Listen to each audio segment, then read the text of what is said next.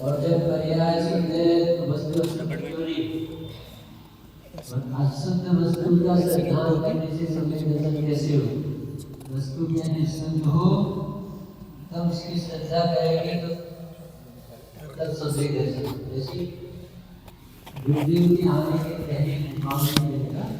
ये गुरुदेव से आपके आने के पहले तक आत्मा को शुद्ध नहीं की कृपा से शुद्ध माना शुद्धि जाती, यदि नयों की चक्रीता से निकलने की जगह गुरुदेव से भी आने से बात समझ आई कि वस्तु को नहीं देखना शुद्धता। कोई वस्तु द्रव्य में मिली होती मिलावट होती, एक तत्व भी दूसरे तत्व में नहीं मिलता, तो सदा काल वस्तु में तात्विकता बनी रहती है। यानी कोई जीव तत्व आश्रम तत्व रूप हो जाए, आश्रम जीव रूप हो जाए, कि ऐसा नहीं होने से ये तात्विक भी शुद्धता बनी है, वस्तुगत भी शुद्धता बनी है कि कोई द्रव्य किसी द्रव्य में नहीं मिलता। और तत्व को भी देखो तो 7 तत्व अलग अलग दिखाई देते।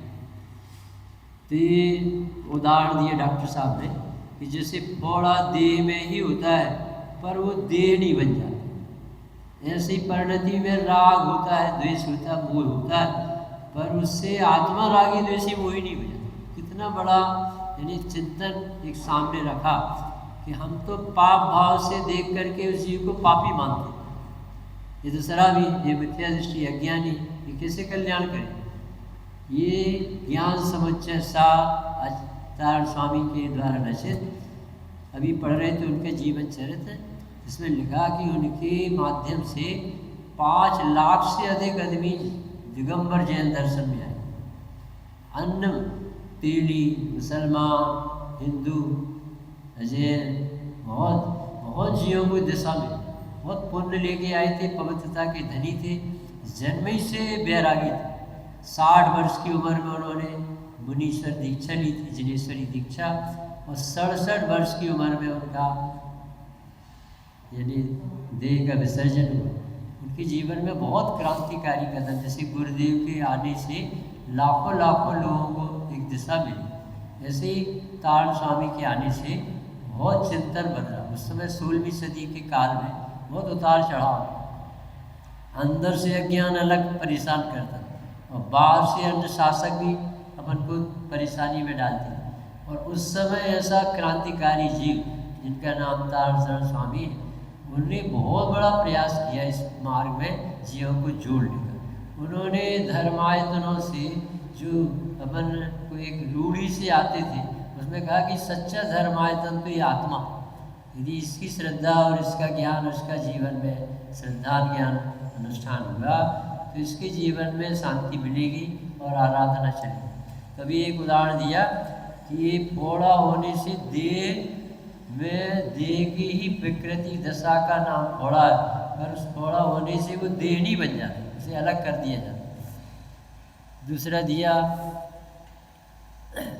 इसी तरह अपने में रागादि भाव मेरी ही भूल से मुझ में ही पैदा हुए, तथापि ये मेरी नहीं है, मैं नहीं हूँ।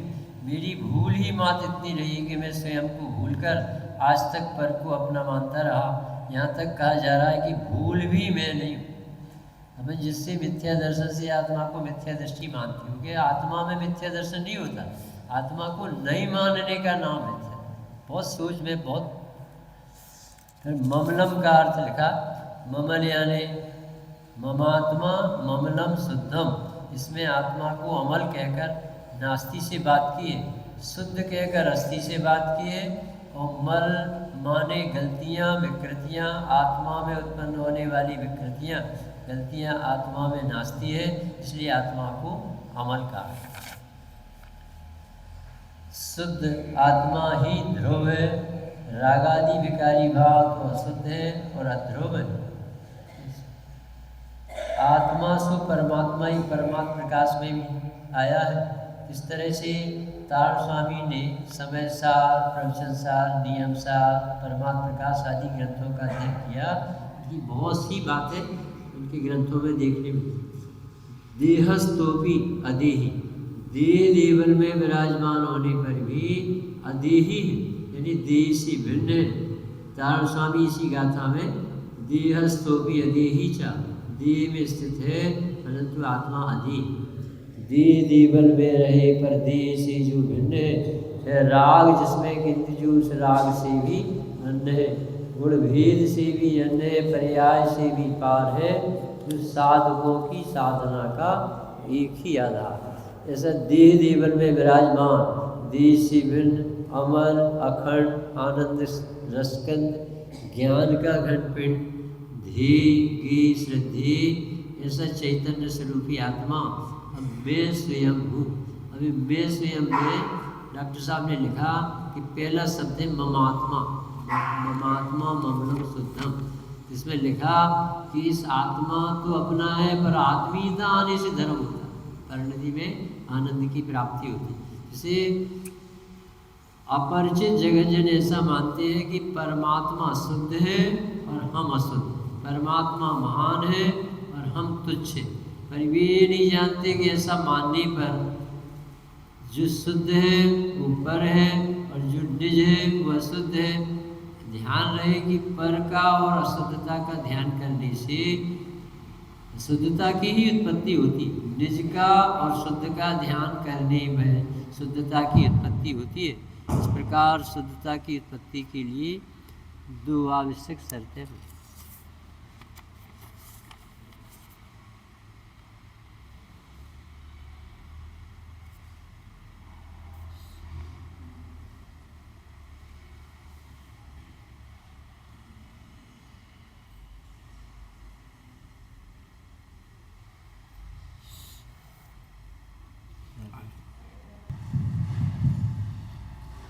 इसमें अपनी आत्मा पर को अपनी कैसे लगे उसका उदाहरण दिया डॉक्टर साहब ने कि अपना बेटा कितना ही नालायक क्यों ना हो, हम अपनी संपूर्ण संपत्ति उसे दे करके ही जीवन छोड़ें।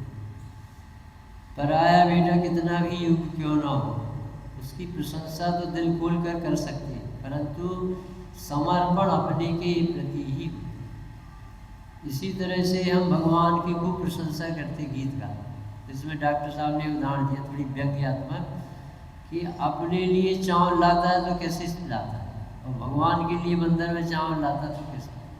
इससे पता चलता है कि समर्पण वहाँ होता है जहाँ अपनापन। इसी तरह से आत्मा अपनी जिसे महसूस होती है उसका वीर अपनी तरफ झुकता है और अपनी आराधना में, यानी इसको ममात्मा कह करके तारण स्वामी ने अपन को उद्बोधन दिया कि ये आत्मा अपनी है, अपनापन आना चाहिए। आप ट्रेन का उदाहरण दिया कि ट्रेन में बैठे यात्री चल रहे हो और पूछते भाई साहब आप कहाँ जा रहे हैं, कि संबेद शिखर जी जा रहे हैं। अरे हम भी संबेद शिखर जी, तो थोड़ा अपनापन। कहाँ जा रहे हो, कि तारण चैत्यालय। अच्छा आप भी समझिए, तो फिर और निकटतम। अच्छा जयंती मनाने जा रहे हैं, वंदना करने जा रहे हैं, जितना जितना उनके प्रति संपर्क बढ़ता, आत्मीयता अपनापन दीते, कब जब वो जैन है, वो मुक्षु है, इसी आराधना में। ऐसे ही आत्मा के बारे में जब अपन कभी सुनते नहीं तो पराये बेटे की तरह रहता है। जब ये भगवंतों की वाणी में आता है फिर ये तो मैं ही अरे मैं को खल शुद्ध हूँ, मैं ही तो एक आत्मा हूँ शुद्ध हूँ, तो उसे जो आत्मीयता आती है उसमें ही आराधना। किसी दो उदाहरण दे करके समझाया।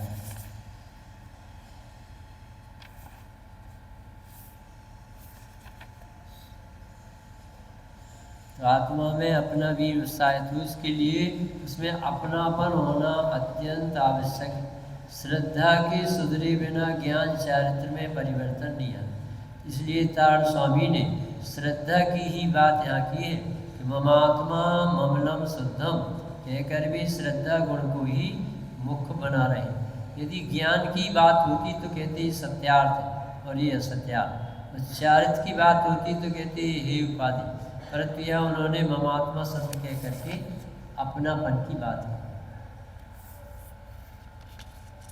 दूसरा एक बहुत सरल उदाहरण दिया है कि पंचकल्याणक में ससुराल वाले शामिल हों, इंद्राणी बने, राजा रानी बने, तो साले और बहनोई दोनों मिलकर 7-8 दिन एक साथ कार्यक्रम में परंतु जब भी वो गजरत चलता है और वो सगाई की पदवी मिलती है तो सैकड़ों मील दूर उसका भाई हो तो वो सगाई हो जाता, और इतने बाजू में निकट में रहने वाला साला वो सगाई नहीं कर पाता। इसी तरह इतना निकट शरीर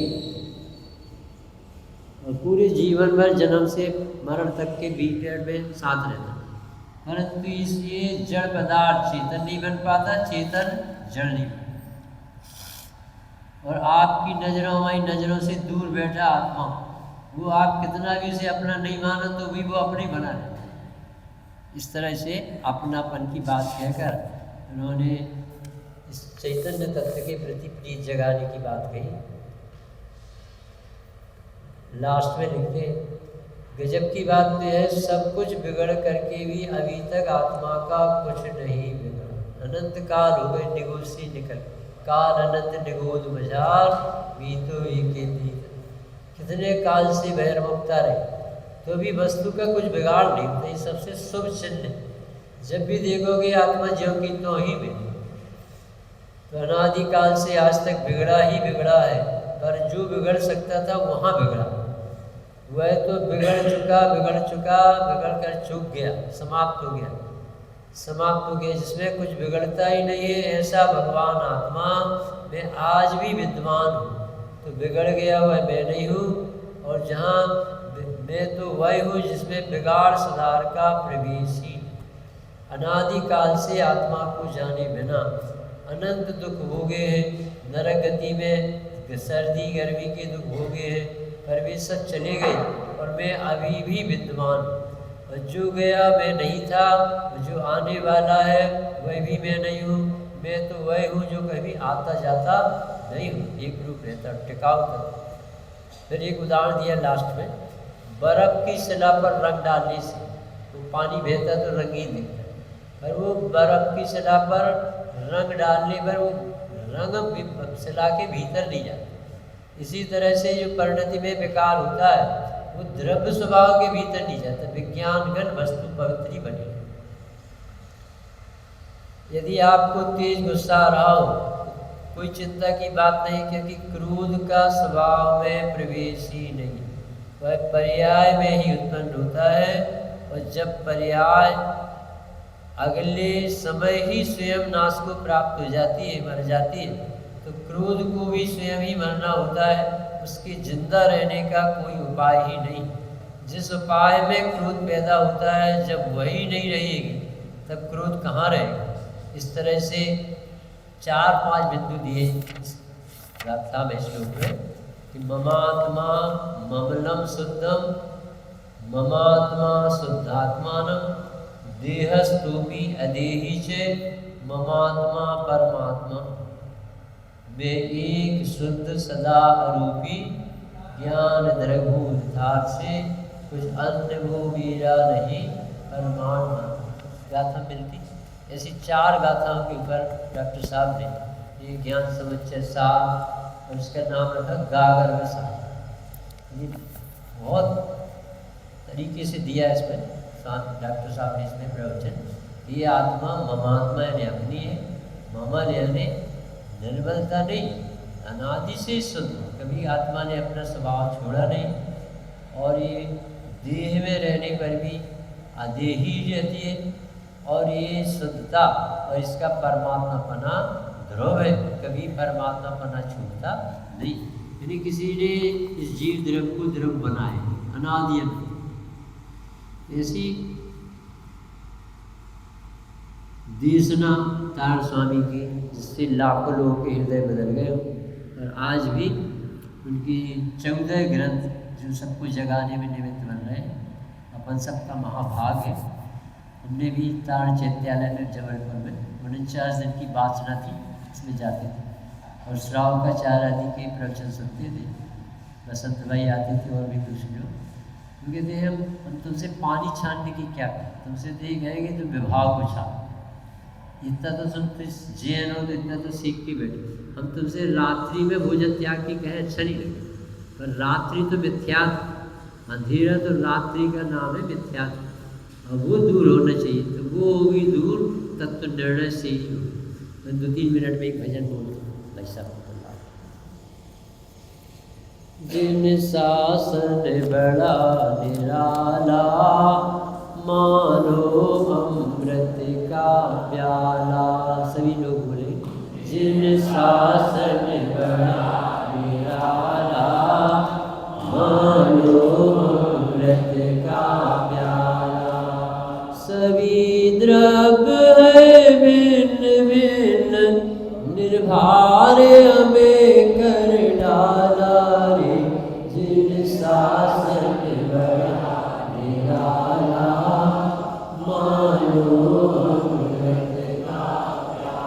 तारण तरण संत गुरुवन ने, निर्भार हमें कर डाला रे। जिन शासन बड़ा निराला, मानो अमृत का प्याला। मोह उदय से जग के प्राणी, चतुर्गति भरमाए रे। चतुर्गति भरमाए, कर मोदय से भिन्न आत्मा। कर मोदय से भिन्न आत्मा, कुंद कुंद परमाए रे। कुंद कुंद परमाए, मुनिराजों ने खोल दिया। मुनिराजों ने खोल दिया, मानो मुक्ति का ताला रे। जिन शासन बड़ा निराला, मानो अमृत का प्याला। जिन शासन बड़ा निराला, मानो अमृत का प्याला। वीतरागी है देव हमारे, उनसे हम क्या मांगे रे। उनसे हम क्या मांगे। रत्नात्रय वैभव के आगे, रत्नात्रय वैभव के आगे, स्वर्ग धूल सम लागे रे। स्वर्ग धूल सम लागे। सारी दुनिया में नहीं देखा, सारी दुनिया में नहीं देखा, तुम सा देने वाला रे। जिन शासन बड़ा निराला, मानो अमृत का प्याला। जिन शासन बड़ा निराला, पंचम काल लगावारी, अध्यात्म की नदियाँ सूख गई। अध्यात्म की नदियाँ सूख गई। प्राणों की कीमत देने पर, प्राणों की कीमत देने पर, जिनवाणी लिपिबद्ध हुई। जिनवाणी लिपिबद्ध हुई। मुनिराजों ने, मुनिराजों ने तीर्थंकर का विरह बुलाई डाला रे। जिन शासन बड़ा निराला, मानो अमृत का प्याला। जिन शासन बड़ा निराला, मानो अमृत का प्याला। अब इस उपकार को कैसे चुकाएं? अंतिम में यानी स्वाध्याय करके अपनी मति व्यवस्थित करना ही कीमत चुकाना। आओ हम उन ऋषि मुनियों का ऋण आज चुकाए रे। ऋण आज चुकाए। तत्व ज्ञान का अमृत पीकर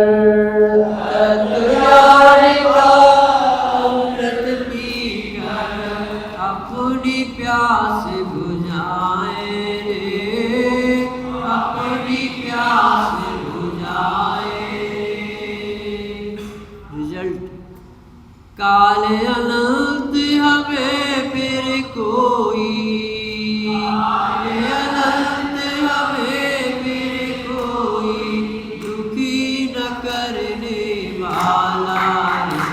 इन शासन बड़ा निराला, मानो अमृत का प्याला। इन शासन बड़ा निराला, मानो अमृत का प्याला। जैसे तारण स्वामी मुनि दशा में थे, वो कहते सर्वार्थ सिद्धि की प्राप्ति की। सर्वार्थ सिद्धि तो नहीं हुई, पर उन्हें सचमुच में अपने सर्वार्थ की सिद्धि प्रकट कर ली। उनके प्रति अपन को बहुत बहुत बहुमान आता है, कृतज्ञता आती। उस सचमुच में भी यदि अच्छे लगे तो अपन अपना ऐसा स्वाध्याय बढ़ाएं। 14 ग्रंथ क्या कहलाते हैं? गुरुदेव श्री कहते थे एक लाइन जिनेन्द्र देव के शासन की करोड़ों रुपए बिना, अरबों रुपए बिना, कोई करता धरता है। व्यवहार साधन से निश्चय नहीं, वस्तु में विकृति नहीं है, वस्तु स्वतंत्रता नहीं हुई। अपन अभी ध्रुव और द्रव्य और पर्याय काल में जब सुनते तो कितना निर्भरता, वस्तु भी ध्रुव है, परिणति भी निश्चित ध्रुव है। ऐसी बातें सुनते समझते भी आनंद आता है।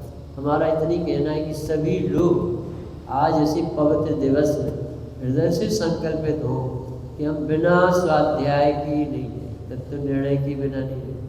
क्योंकि बहुत कीमती पर्याय एक लेख निकला था कि यदि 100 करोड़ व्यक्ति प्रतिदिन जन्मते, प्रतिदिन यदि 100 करोड़ जीव जन्मते तो 99 करोड़ तो त्रियंच गति में चला जाए।